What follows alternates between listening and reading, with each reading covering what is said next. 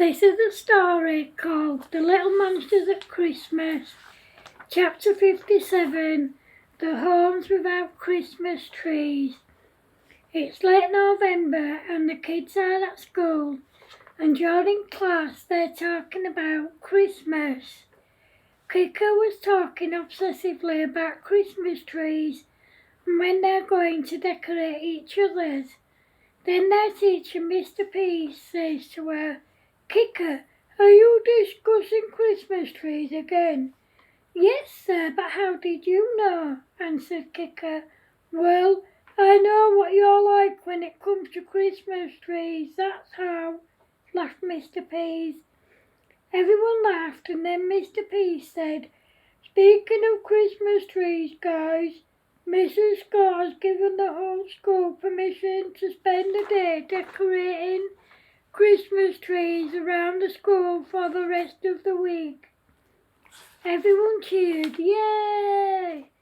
Then Mr. P said, "Right, it's time for lunch, guys, and when we come back, Mrs. Scott has given us permission to go out and choose our tree and all the decorations for it."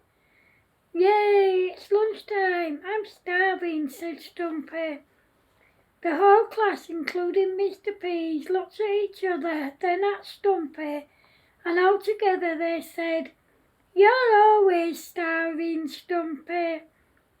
Then they all laughed and went for lunch. When they came back from lunch they had registration and then they all went to the local Christmas tree farm. When they got there was hundreds to choose from and Kicker was in her element.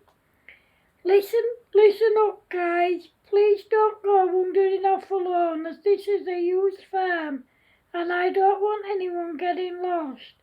You can go off in groups of 4 or more, but please stay close by." Everyone went off in their groups and of course the little monsters went off together. Eventually, after about an hour, the whole class came together and chose the tree that they wanted for their classroom. Once they'd chosen the tree, they went to the farm shop and bought loads of decorations for it. Once they'd finished, they paid for everything and then they went back to school. When they got there, they set up the tree and then it was home time. However, as they were leaving, the 2 new girls in the class, Esme and Isla, who were twins, were looking really sad and Kicker asked them, "What's the matter with you two?" "Well, everyone's constantly talking about Christmas and what they've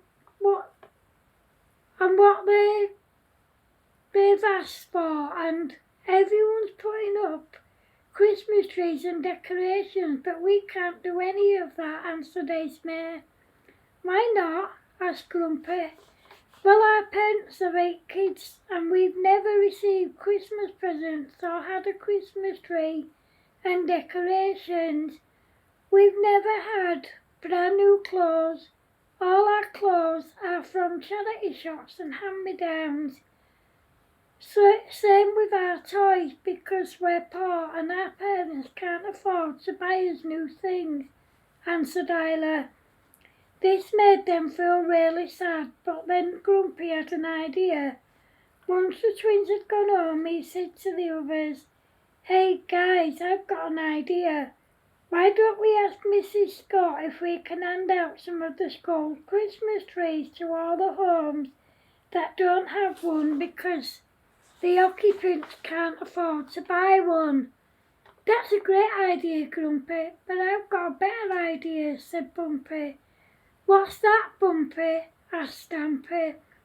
"Well, maybe we could go busking and maybe we could do extra chores at home. That way we can use the extra money to buy fake trees that last for years and the decorations for them," answered Bumpy. Everyone agreed that Bumpy's idea was the best. That night they all went back to Kicker's house as they knew that all their parents were there. When they told their parents what they were planning, they thought it was a lovely idea. They agreed to give them extra money for doing chores. Then Creeper's mum said, "Why don't you kids take the little ones out with you? That way you'll earn extra money for babysitting and we can do some Christmas shopping without them constantly asking for stuff." The kids agreed to this, and when they told the little ones, they were really excited. That weekend, through busking alone, they earned £300. Through babysitting and doing extra chores that weekend, they earned £50 each, and they put it to their busking money, bringing it to £600.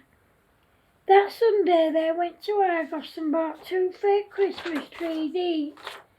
They took them home and then they went to the local shopping centre to buy some decorations. When they got back, Stumpy's dad Jim took them round in his van to deliver the trees and decorations to those who couldn't afford them. The first house they went to was the twins, Esme and Isla's. Once they'd delivered every tree and all the decorations they'd bought so far, they all went back to Kika's house for a sleepover. The next day they all went to school straight from Kika's house. When they got there, Mrs. Scott saw them and she went over to them and said,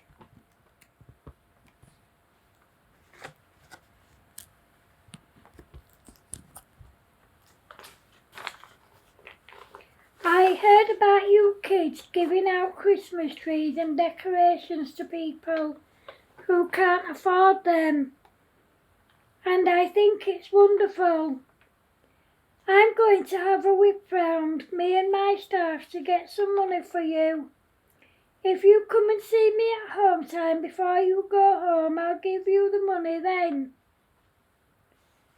We have to pick up our younger brothers and sisters from the lower end of the school, but we'll come straight here after we've got them, said Bumpy. "That's fine, Bumpy. I'll be staying in school until about 5:30, so there's no hurry," said Mrs. Scott. That day at home time,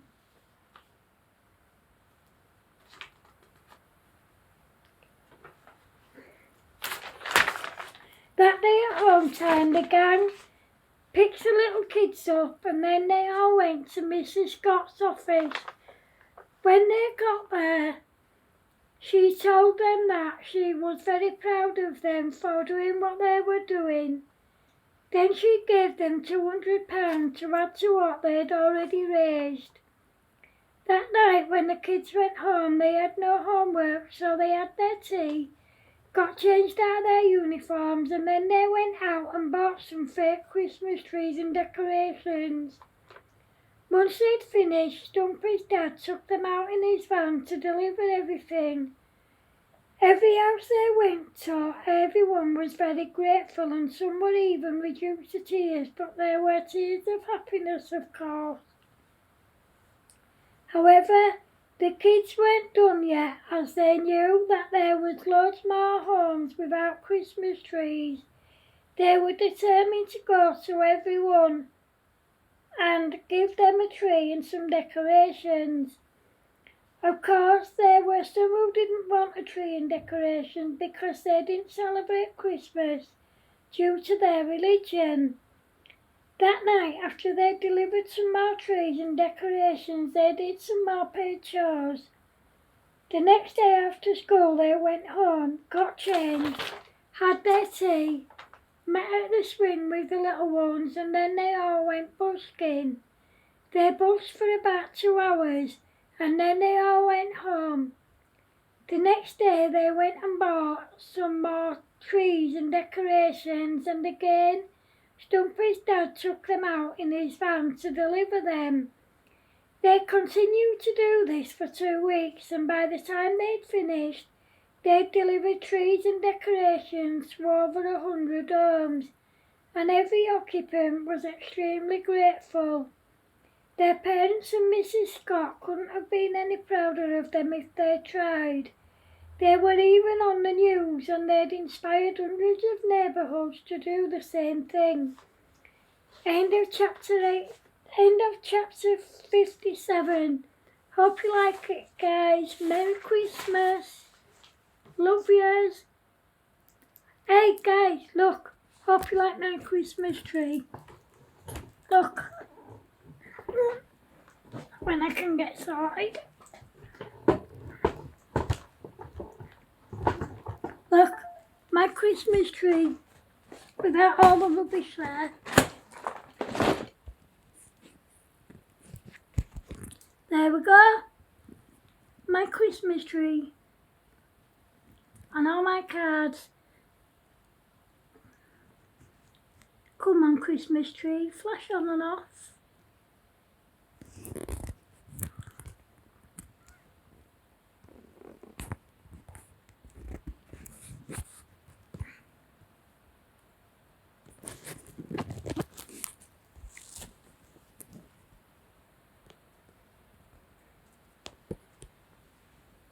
Ah, that's it. That's it. I know I'd get it in. Hope you like it, guys.